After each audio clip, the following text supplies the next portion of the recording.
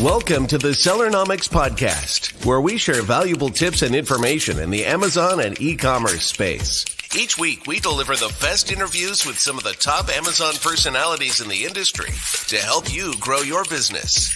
Today's episode is brought to you by Getita, the global leader in FBA auditing and reimbursements. Get $400 in free FBA reimbursements at Getita.com/Sellernomics. And now, here are your hosts, Rob Stanley and Lisa Kinski. Yay. Hello. Welcome to today's episode of Sellernomics. My name is Lisa Kinski, joined by Rob Stanley. And today we have on a dear, sweet friend of mine. We'll just Lisa, this is my favorite subject. This is my favorite subject. I told this to Lisa a second ago, and she goes, "Oh, we're talking about Chat GPT." I said, no. This is like an old school favorite subject. Today, we got Steven Selikoff, and we're talking about why Amazon sellers need to attend the Canton Fair. I had to go look it up, and I've been attending Canton Fair since 2008, maybe possibly 2007. And up until probably about 2018, I think was the last time I went. Steven, welcome to the show. Looking forward to hearing what you have to say about why Amazon sellers need to attend the Canton Fair. And I think we should jump right into this. So, Steven, why don't you tell us? It's not just a little about this Canton Fair. Yeah. The Canton Fair itself is huge. This one's going to be super huge. And for people who don't know what it is, the Canton Fair is the largest exhibition of suppliers in the world by far. It's pretty old. It started in 1957 or so. Today it fills, I should say in 2019, it filled 3 buildings, each the size of an airport terminal. But during COVID, they built a 4th building, so it's even bigger now. Wow. It's absolutely huge, and they are filled with suppliers and factories who have products to sell to you. It is so big that they can't all attend at the same time. So the Canton Fair is split into 3 week-long phases, and each phase has specific products.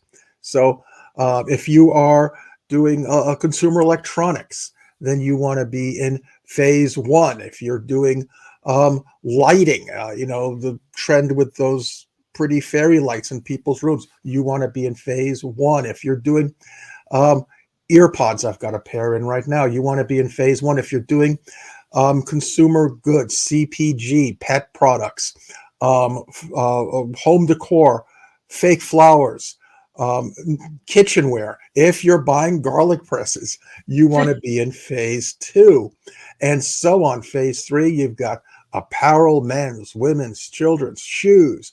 You've got sporting equipment, camping equipment. You've got home textiles. If you're doing bedspreads and curtains, you want to be in phase 3. So it just goes on and on and on. The size of 217 football fields. And the number one reason is, let's get beyond all of the hype of everything that everyone is doing selling products. The number one reason is you want to make money, and it's going to be so much easier if you go to the Canton Fair. It's pretty straightforward. And is this the first one since COVID? Did I hear that correctly? The last one they had was in 2019. I'm assuming borders just reopened with visas. I mean, talk to us about getting into China for Canton Fair right now and the prep that is necessary. Over the last few years, they've tried a virtual Canton Fair. It was terrible. It really was. There's just no comparison. So they opened the borders at the beginning of January, and the challenge for people with business visas is that those business visas were suspended just about 3 years ago, January 26th, 2020. So until recently, in order to get your business visa renewed, you had to make an appointment at the embassy. You then had to come in, hand it off, they'll check it, they'll let you in, then they'll give it back to you in 2 weeks. That was very difficult for a lot of people. Meanwhile, Chinese citizens were going all over the world, and there was a lot of pushback from other countries. About the 13th of this month, China announced that they will once again honor the previous visas. So that's made everything a lot easier, but it's also made things last minute. So if you have a commercial visa, it still works. If you have an old tourist visa and it's still valid, that works. Or if you're like me that flew down to San Francisco to get online, I actually paid a guy to stand online 19 hours to get in on the last day of walk-ins, which I did. You'll have your visa like me tomorrow. But it was definitely not easy. They made you jump through the hoops. But frankly, all of that helps attendees to the Canton Fair this year. It helps for a couple of reasons. Number one, the hotel rates normally skyrocket during the Canton Fair. So they have not jumped up as high as they have in the past. So that's really good. Second is there's going to be fewer participants. And that actually helps us. So a friend of mine was there during the SARS outbreak. And the first Canton Fair that he returned to after the SARS outbreak, as he described it, people were hungry. They were leaning into the aisles trying to make deals. Well, that helps us. Anytime we can get products for less, that's fabulous. But in addition, there's been no Canton Fair for 42 months. Yeah.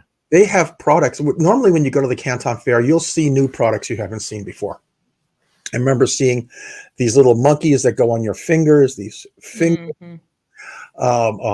fidget spinners, this little unique lights for Christmas that now you see everywhere. These are where things are debuted. And for 42 months, they have not been able to debut things that they wanted to put in front of buyers. And then lastly, the economy in China has slowed down. They recently reset their expectations on their GDP growth to 5%. A lot of that is driven by their factories, by manufacturing, by exports. So the government is encouraging these suppliers to make deals.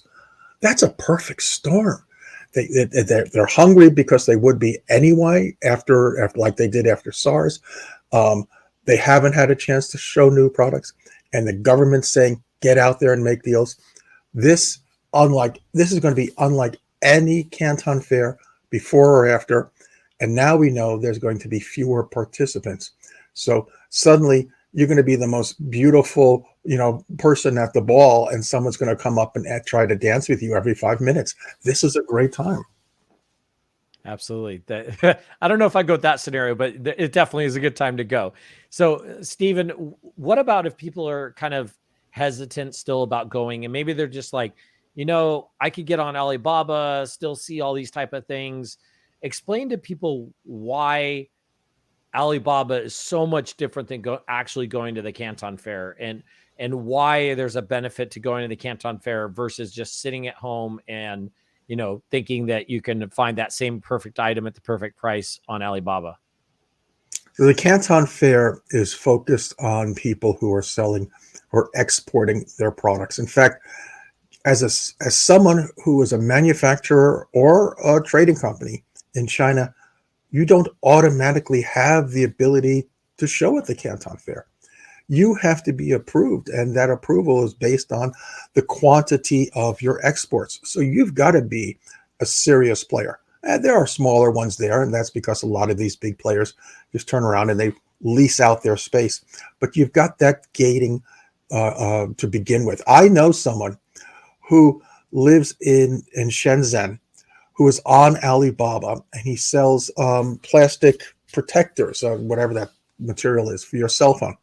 Every time he gets an order, he goes down to this large open market of electronics in Shenzhen. He buys the stuff and he sends it off to whoever orders it. That's him. He lives in a one-room apartment. He is not a factory. But you can't tell that when you're on Alibaba. In fact, I've got a friend here in Seattle that's listed as a factory for over 20 years. I know someone who was in LA, now he's in Canada, same thing. You don't know who it is. When you go to the Canton Fair, you're face to face with your supplier. You're looking at their products. You're touching them. You're feeling them. You have the weight. You know what? I had a product a few years ago that was polar fleece. And I think most people know what polar fleece is. And I sat down with the factory owner. We went through what I was trying to do, and he suggested using flannel fleece instead. And I got to feel the two of them, feel how the flannel fleece was a much better choice at a much lower cost. You cannot do that online. So you get to feel the products, see the products, examine them. You can actually look at one sample at one booth, walk a few feet, look at another sample in another booth, walk a few feet, and do that for 5 or 6 booths. You don't have to worry about FedExing it, shipping it to yourself for examination. You don't have to worry about the time. You don't have to worry about the cost. And in a world where it's become more and more competitive on Amazon, if you're at the Canton Fair and you're looking at products and your competitors are not, then you're way ahead of them. And then, as I said earlier, it's all money. We want to save money. We want to make money. When you're at the fair, when you're talking to suppliers at the fair, they know you're serious. Every single person I have taken to the fair have saved money. I've had people who have been selling for 2-3 years, and they've met their suppliers at the fair, or they've gone to their factories in China, and they've come back saying, well, we said the same things you said, and we saved 30%. And this happens consistently. So if you want to save money, you want to make money, you want new products, you want better deals, you want a relationship with your factory, you want your factory to meet deadlines. All of this comes down to meeting them in person. And there's no better time or place to meet them than the Canton Fair. Every single person who goes to the Canton Fair will come back and tell you that it has changed their business. But now we have people who've come into selling, come into developing products during COVID. They never had this experience before. And for those people, it's going to be life-changing. In the past, Rob, that, you go to the Canton Fair and there's all sorts of parties and events, and you're seeing all sorts of other people who are Amazon sellers. Now there's such a large percentage of people who have no idea what's going on. It's going to be beautiful. When I bring new people there, I love seeing their first impressions. Their mouths drop open. They have no idea that this even exists. Yeah, it's absolutely incredible sight. Let me tell you, each of those football fields, approximately 3 to 4 stories of just nothing but products. And, like Steven said, they added a 4th one. Steven, I do want to ask you a question. I did this when I was kind of preparing to go to a Canton Fair. What kind of prep do you suggest for sellers before they go to something like this? Like, I would always do a lot of product research because I knew, like you were talking about the different phases, there's usually a category of products in there. So I would kind of go and do some research on what products am I sort of looking for within that category. And I'd come with like actually an iPad full of products I researched, where my cost needed to be, that whole thing. Is that still something that would work, or what do you kind of suggest? Absolutely. And before I talk about that sort of prep, I always forget to say some obvious things. I want to put it in now.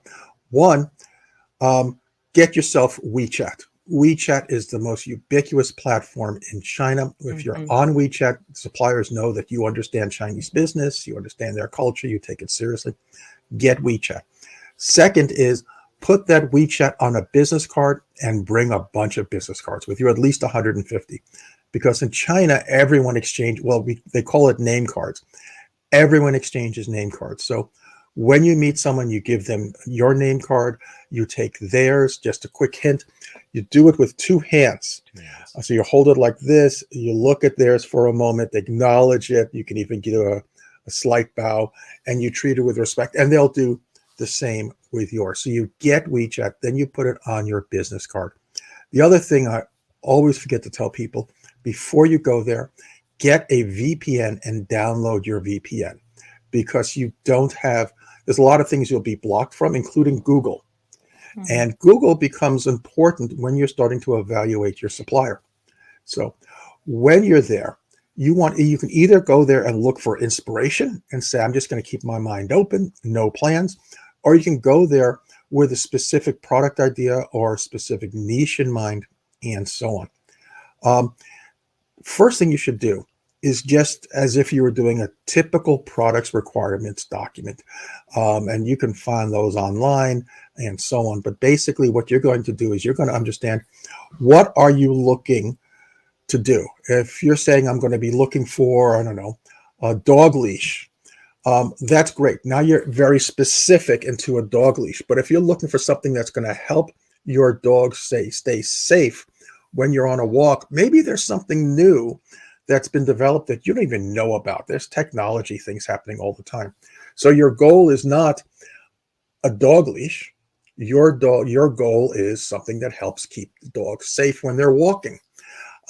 So understand that. Understand who the customer is going to be, and understand what type of price that customer is willing to pay, WTP willing to pay. If you go in with that, doesn't have to be specific to a specific dog leash, but now you know what you're looking for as far as a PRD.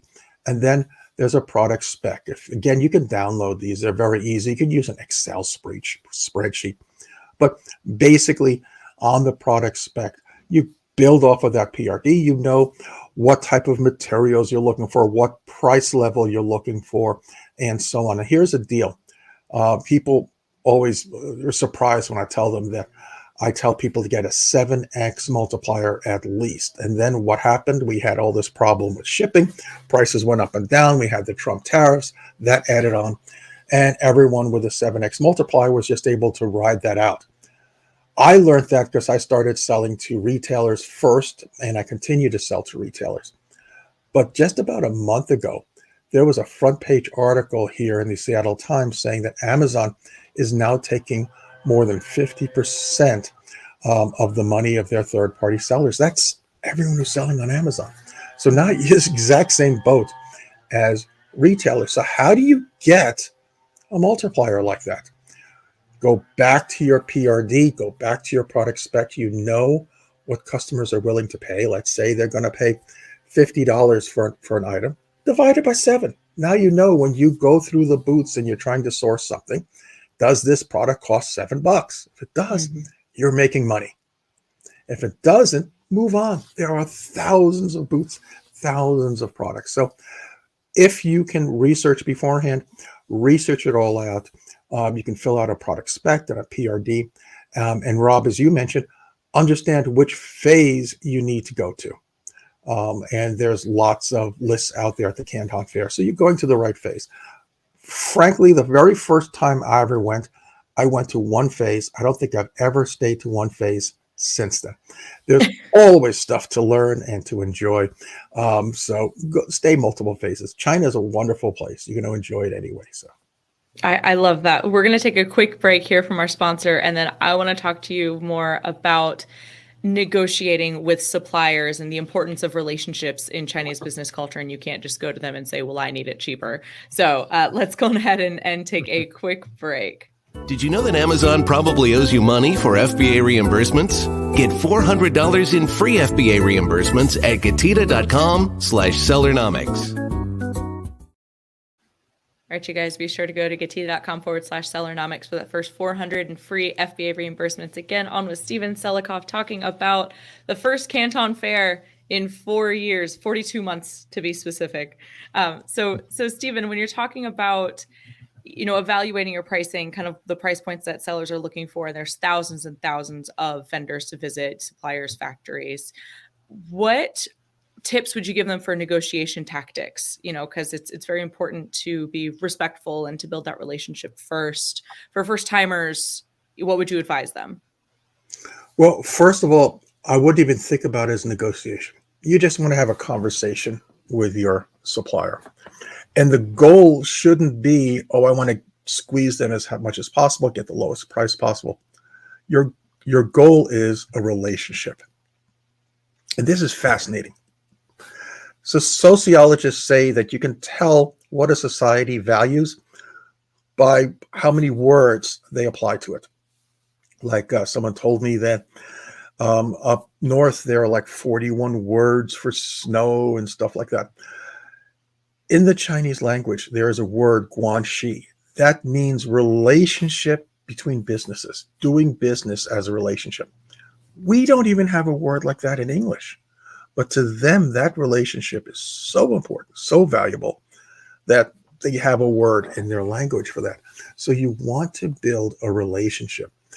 And that comes down to getting to know the other person, understanding their business understanding, they understanding your business. And the first step, of course, is being there in person. It is so, so powerful.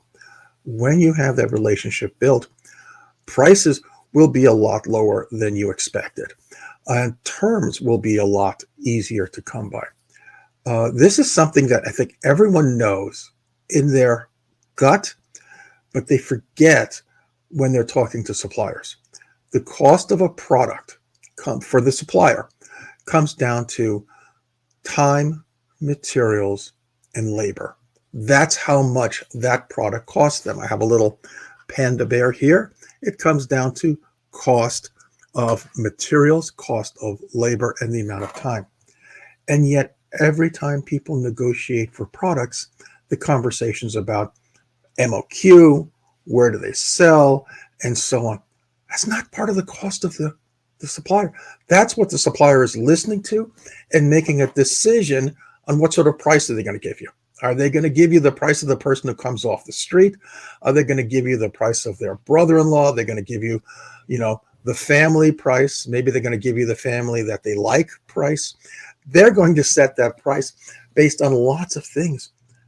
And you just have to remember that that's not really based on their cost. Now, there are things. If you're doing curtains, they're going to buy an industrial roll of cloth, and that big cloth is going to be a set amount of money. If you're going to do something in plastic injection, there's going to be the cost of a mold, and of course, a bunch of pellets, and the time that it takes to polish the mold, attach the mold, and so on. So they're not going to want to do a small order.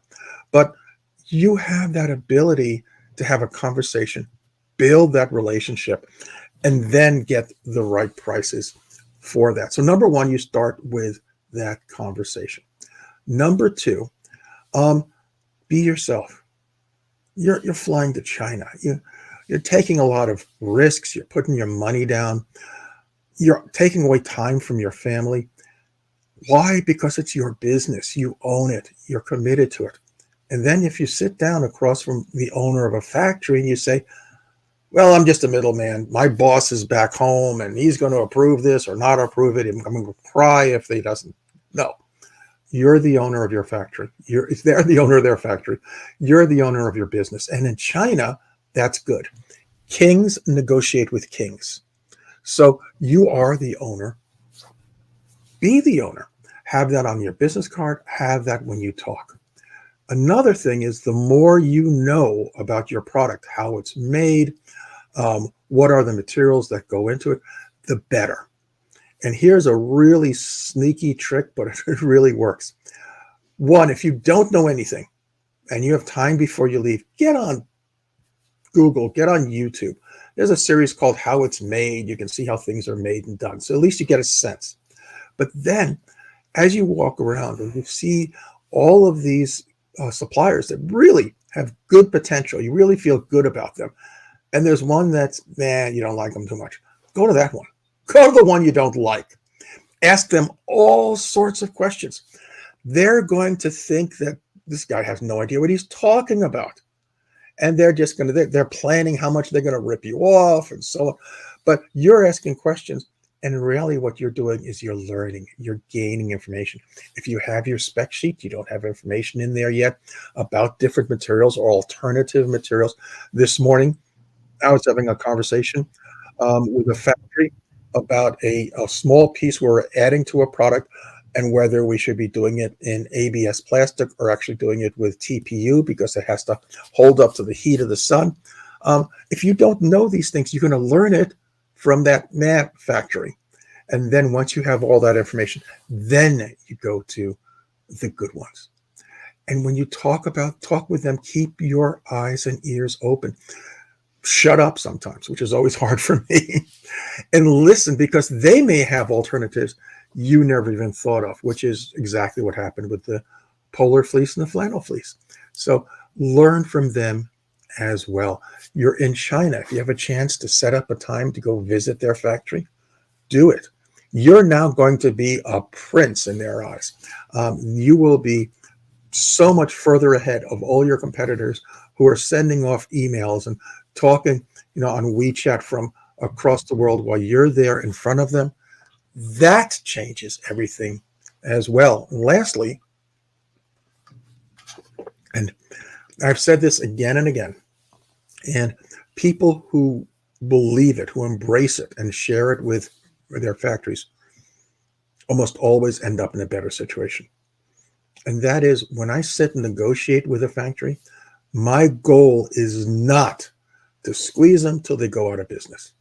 My goal is to get to my target price. I figured that out at the beginning. When we know what customers are willing to pay, we divide it out. We know that, okay, we've got a 7x multiplier or a 10x multiplier. That's my target price. That's all I care about getting to. And I tell that to the supplier. I tell them that I want them to make money. I don't want to put them out of business. I want them to do well. I want them to take their kids to Shanghai Disney. I want them to do well. I want to do well, and I want my customers to be happy.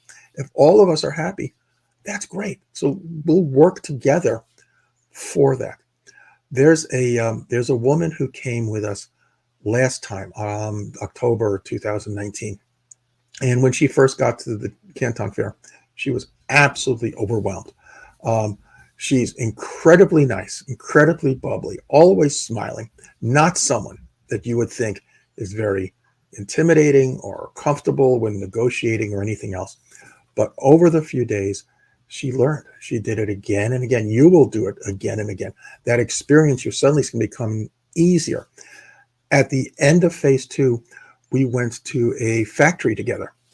And she toured the factory. She knew what she's supposed to look for, so she did all that right. We sat down at this long table afterwards and started going through price. The fellow had the samples in front of him and everything else. So she sat down. I was next to her, and across from us, the owner of the factory sat down. She got up. She walked around, got on the other side of the table. She sat down next to him, looked at the products, looked at her notes, and said, "This is where we need to go. How do we get there together?" And that's exactly what you want to be doing. You can do that when you're at the Canton Fair. You can do that when you're in person. You can't come around to the other side of the table if you're doing everything by email. No, and then we'd be teleporting and everything would be so much easier. Well, maybe ChatGPT knows a way of teleporting. Maybe. That's coming next. There's a couple tips I want to throw out there from things I learned when I went to Canton Fair. First of all, if you're flying directly into the Guangzhou area, go to your bank, order some of the currency ahead of time so you have some money when you first get there versus having to use very expensive currency exchange places.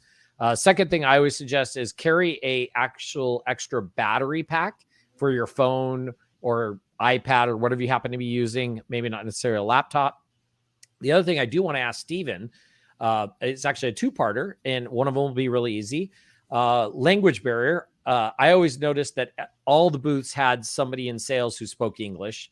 May not be perfect, but definitely better than my Mandarin was. But the other part is when you get to something nowadays, I mean, it used to be a long time ago, you could go in, you see this great product and you'd buy it and you just resell it on Amazon. Well, there's hundreds of people looking at that same product and probably going to buy it. What's the approach if you see something and you're just like, I like that product? Should they be asking about, can we make this additional feature or this change to it so it's unique? What's your kind of take on that, Stephen, when they're talking to some of these suppliers at the booth? So first, let me answer the first part of the question with the Sure. language barrier. And absolutely, when you're at the fair, I don't speak Chinese. I barely speak English, and I haven't had a problem in years. Then it's going to be relatively easy for you. Anyone who is a university student in the entire Guangzhou area or Guangdong area gets to work during the Canton Fair because they will work a booth for a phase. They'll smile, they'll translate in the next phase, they'll be in another booth. And it's pretty funny like that. Where it's going to challenge you the most is the moment that you land in the airport, because you'll get into a taxi and you're going to tell them in English where your hotel is. And they're going to look at you saying, I have no idea what you mean. I speak Chinese. Always write down the addresses in Chinese. Just print it off of whatever site you're using to book your hotel and everything else. Print that out in Chinese, carry it with you, because when you get into that taxi, you give it to them. They'll know where to go. And then once you're in your hotel, they'll give you little business cards with their address and a map that you just carry with you from that point forward. It makes life a lot easier. Specifically in Mandarin or in Cantonese, Stephen? Mandarin. In Mandarin. Okay. Yeah. Okay. Or actually what they call simplified Chinese is the technical language that they would be using. So there's something like close to 100 different dialects within China. It is huge, but you're going to be comfortable with simplified Chinese on anything you have written down. So now you're in that booth, and I think I'll find something around here. Oh, here we go. Good. I was just in Western Australia, so I have a little quokka, a stuffed quokka with me. So you're in the booth, and they've got little plush toys, and you want to make it different. What can you do to make yours unique from everyone else? Well, the first thing you do is you just ask them. These guys, if they're a factory, they're living, eating, breathing stuffed toys. They know what's trending. They know what the next hot thing is, and so on. So they can tell you, we can do this type of material, but we can make it a squishmallow, or we can make it turn inside out, or whatever. Whatever is trending, they'll know. Now, maybe they haven't done it for a quokka yet, or a llama, or a sloth, or whatever is a trending animal at the time. 2019, one of the things that were just popping up was that some factories would take the bottom of the animal and they put a magnet in it. And then you take a little steel piece and the children could put it, tape it to their clothes, and then the thing would sit on their shoulders all day long because the magnet and the plate. Most stuffed animals didn't have that. But if you talk to the factories, they all were aware of it, and they all had the ability to do that. Just nobody had asked them yet. And then there's also, all sorts of, they have opportunities and options that is huge. You'll see it at their booth. You'll see it at someone else's booth, and you can ask about it. I'm going to give you another tip while you're at the Canton Fair. Take tons of photos, and do two things. One, if it's a booth that you're interested in, you want to come back to, take a selfie with yourself and the people in the booth and hold up a piece of paper with the booth number. That's going to be great because now you have it on your phone. You can figure out who they were, how to get back to them. The other thing is take a notebook with you. I got one here someplace. I was going to show you a plug because I had a book that, here we go, on Amazon that actually is a notebook that you can use to track everything at the Canton Fair. But take a notebook with you. And when you're at a booth that you like, jot down the booth number, all the other information, and then jot down the time. Write the time down. And the reason is that your phone is going to label all of your photos with a timestamp. And if you're thinking, where was I? I mean, I remember that booth and they had the silly little quokkas that sat on your shoulder. We can go back. You see the pictures of them. And if you look at the timestamp, you'll now know which was that booth you took a picture of at the same time, and you'll be able to find it. And believe me, there are so many booths. It is so easy to get lost. Oh, yeah. I got lost just being at the Prosper show, to be honest with you. And it's nowhere near the size of the Canton Fair. Stephen, we're going to take another quick break, and then we want to hear more specifically about the trip that you're leading, taking folks to the Canton Fair, the dates, and where they can find more information. So we'll be right back in just a second. Did you know that Amazon probably owes you money for FBA reimbursements?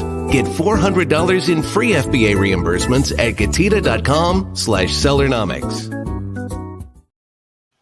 All right, y'all. So be sure to go claim that 400 in FBA reimbursements free. Stephen, we've talked a lot about the Canton Fair, tips, tricks. I mean, this feels like a crash course in it. And this is like the guide to be successful at the Canton Fair. And I love it. When is it? Is it tomorrow? It's pretty close. It occurs twice a year. It's biannual. It occurs in April and occurs October. And each time it's spread out over 3 sessions. That takes about 3.5, 4 weeks to get through. So this one that's coming up in April starts April 15th with phase 1. Then phase 2 begins the 23rd. And then phase 3 begins the last week of April into the beginning of May. Interestingly, right through their May Day celebration. That's how important doing business is to them. It's in Guangzhou, China, which is the 2nd or 3rd largest city might even be the 4th largest city in China. It's very easy to get to. It's got a major airport and so on. Right now, flights are more difficult. Hopefully that'll open up soon. But that's because during COVID, international airlines lost their rights throughout other airports throughout the world. And then their airlines lost their rights in China. So right now, everyone's leasing the extra space to each other.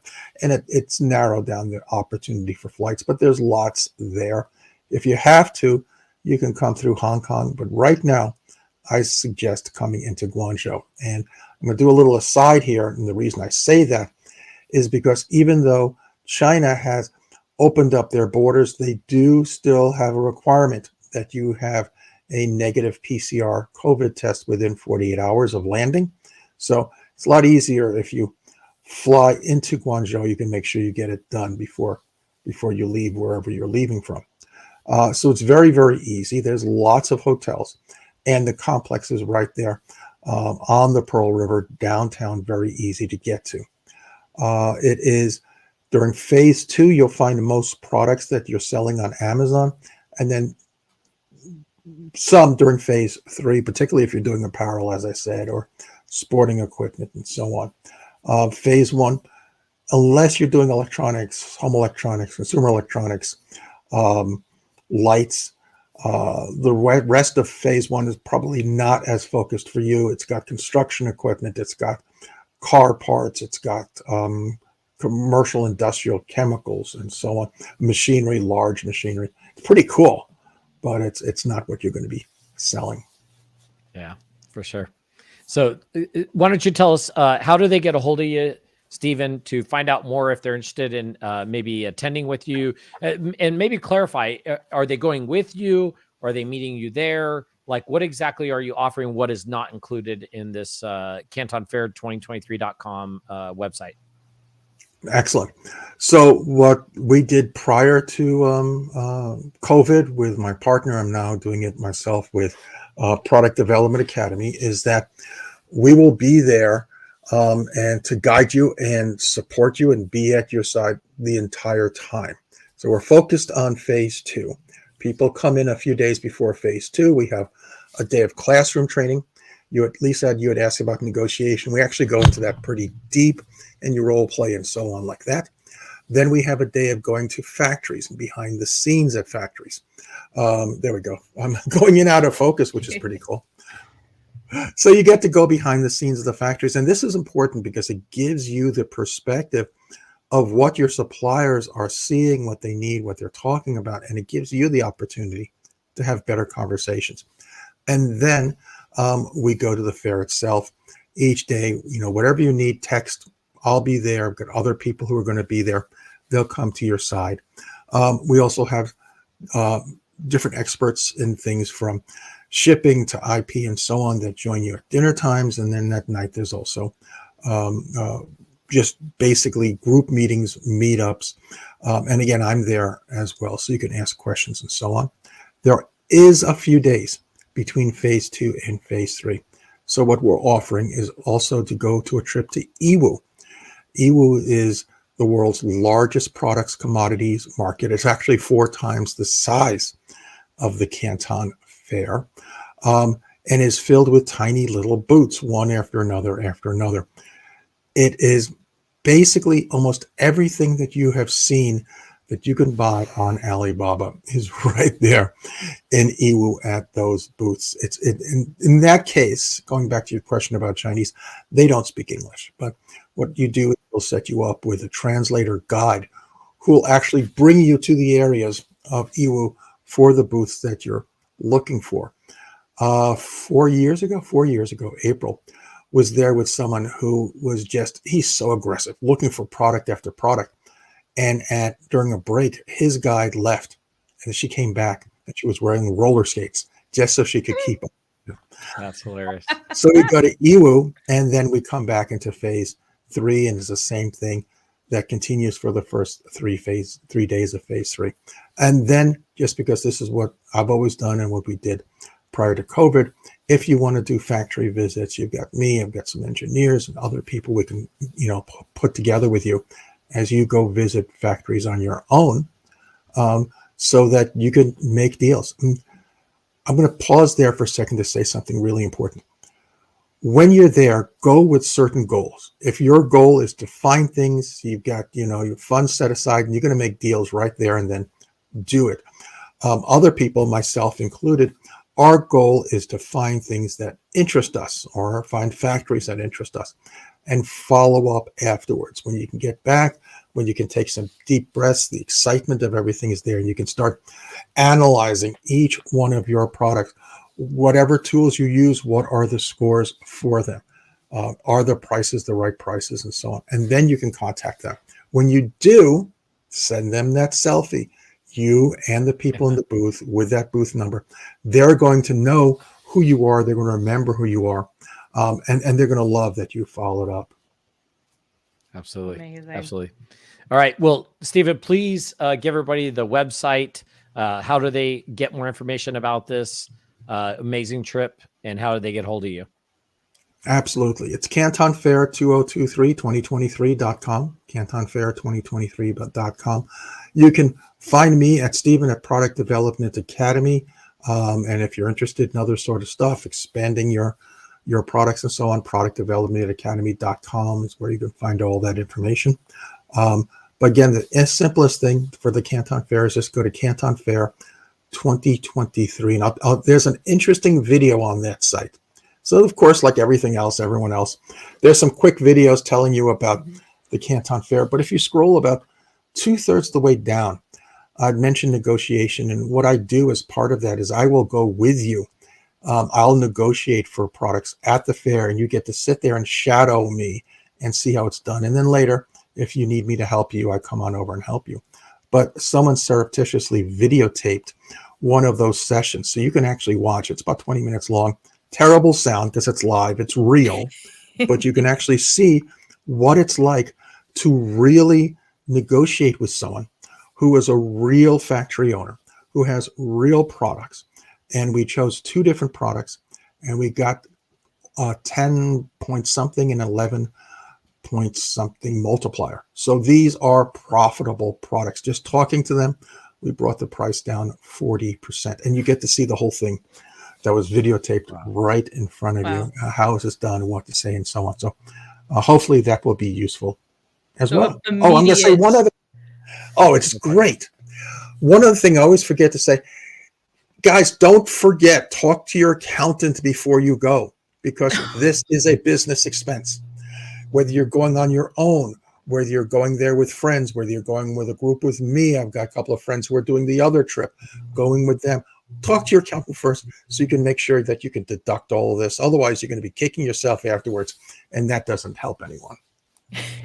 I love that you immediately give value just on the website before even registering. And for anybody listening to the audio experience, Canton, spelled Canton, similarly to how we spell Canton in Georgia. And I learned very quickly that's not how you pronounce the Canton Fair. Stephen, thank you so much for coming on. This has been absolutely incredible. I can't wait to see all of the photos and hear all of the stories and the successful business deals that were made at the Canton Fair in coming weeks. We really appreciate your time. Excellent. It's so fun being here, and I can't wait to see you guys in person again. Yes, very, very excited. Thanks, Rob, Stephen. anything you want to say before we sign off on your favorite episode? But I think that somebody owes me a home-baked pie. I do in July. I promise. I will. I'm not traveling anywhere. You will have it. You got it. Thanks, Stephen. Thank everyone. All right. Thank you, guys. Bye. Thanks for joining us this week on the Sellernomics Podcast. Special thanks to our sponsor, Gatita. Did you know that Amazon probably owes you money for FBA reimbursements? Get $400 in free FBA reimbursements at gatita.com/Sellernomics. Be sure to join us again next week for more great tips on how to grow your business. And thanks again for listening.